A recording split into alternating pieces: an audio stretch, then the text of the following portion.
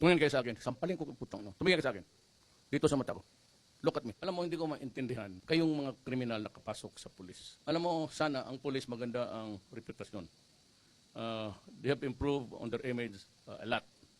Tumaas na yung respeto ng tao, taong bayan, sa ating mga pulis. Kayo yung, alam mo, sa totoo lang, prangkahan ko ngayon ang buong Pilipinas. Pag ganun kayo ng ganun, putang ina, papatayin ko talaga kayo. Masiguro ninyo yan. Wala na akong magawa sa inyo, mga ulol kayo.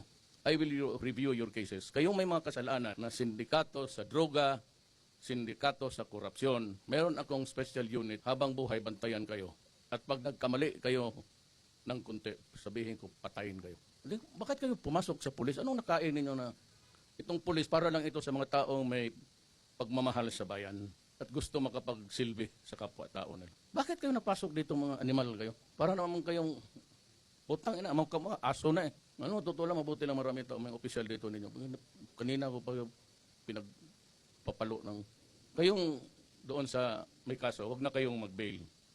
Wag ninyo akong sisihin. Wag na kayong magtansa, magtiis kayo dyan sa loob. Mas safer ang Pilipinas kung nasa loob kayo. O kung hindi, patay kayo. Ang sunod ko sabi noon, sabi ko ito mga kriminal, sunod kayong mga pulis na kriminal. Hindi lang nyo sinisira yung pulis. It's a government institution, an organ of government important to maintain law and order. Kayo naman ang putang ina Ako nagwa-warning lang sa inyo. Hindi ako nagwa-warning na para pantakot. Nagwa-warning ako para gawin ko. Wala na yung pantakot. Alam ko hindi kayo matakot. May baril kayo, mag-hold up kayo, mag-kidnap kayo, patayin pa ninyo. At sinabi pa ngayon sa akin, sabi ng hepe ninyo, may lumutang na naman na patay. Gusto talaga nyo subukan? O pues, ibigay ko sa inyo. Para naman sa kalaman ng taong bayan, ganon talaga ang gawin ko. Ganon talaga ang gawin ko. Let's say kayo.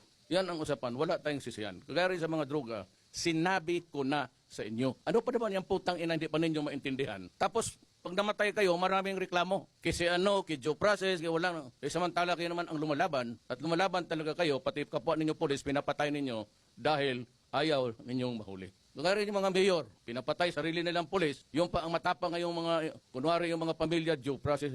Kainin mo yung due process mo. Wala kayong silbi para sa akin. Salot kayo sa lipunan. Winawarningan ko kayo. Kayong mga pamilya nakikinig ngayon, nandito itong mga putang inang, mga asawa ninyo, kapatid, anak. Huwag tayong magsisiyan. Pag nangamatay itong mga putang ina to, huwag kayong pumunta sa amin at magsisigaw kayo ng human rights, due process. Inawarningan ko na kayo eh. Ayaw ninyong maniwala, may kasalanan itong mga putang ina to. Di ko usapin ninyo kung ano ang totoo. Wala pag hindi ko gawin, inutil itong Pilipinas. Pati kayo sumasali. Kayo nga nang inaasahan ko. Paano tayo manalo dito sa kalaban natin mga NPA? Eh kung kayo mismo putang ina, ginagawa ninyo yung ginagawa nila. Ito basta wala. Kaya ko pinatawag dito, Barney. Ayan, yung balite na yan ang magiging walang sisihana. Walang. Kayong mga pamilya, tingnan ninyo yung mabuti yung baka pag ito isa nito babagsak. O ayan, kita na ninyo yung mga muka nitong mahal ninyo sa buhay. Gusto niyo kalabanin ang gobyerno? O pues, hindi tayo makatakot sa gobyerno. O di ako.